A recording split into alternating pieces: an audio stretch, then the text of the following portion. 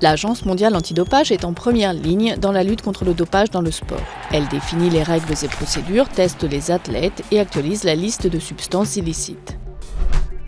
Certaines drogues, comme les stéroïdes anabolisants, sont tout le temps interdites. D'autres ne le sont qu'au moment des compétitions ou que dans certains sports. C'est le cas des bêta-bloquants prohibés spécifiquement en tir à l'arc ou en tir car ils aident à maintenir un rythme cardiaque bas et à limiter le tremblement des mains. Le dopage sanguin est l'un des moyens les plus efficaces d'améliorer les performances et l'endurance. Il est très répandu dans le cyclisme professionnel.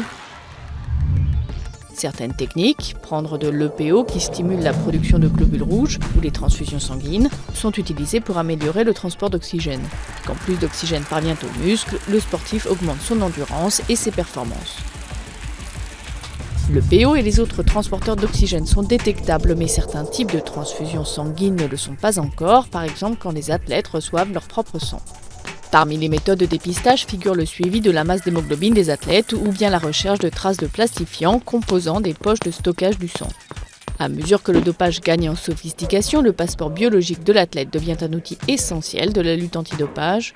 Les athlètes sont suivis toute la saison et leurs variables biologiques régulièrement mesurées, comme le rythme cardiaque, la masse graisseuse, l'hématocrite et d'autres variables sanguines.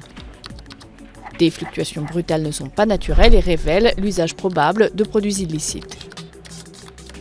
Mais ce système aussi connaît des limites. L'absorption de fréquentes mais petites quantités de PO, de testostérone ou même d'insuline, ce qu'on appelle du microdosage, peut passer inaperçu dans les passeports biologiques.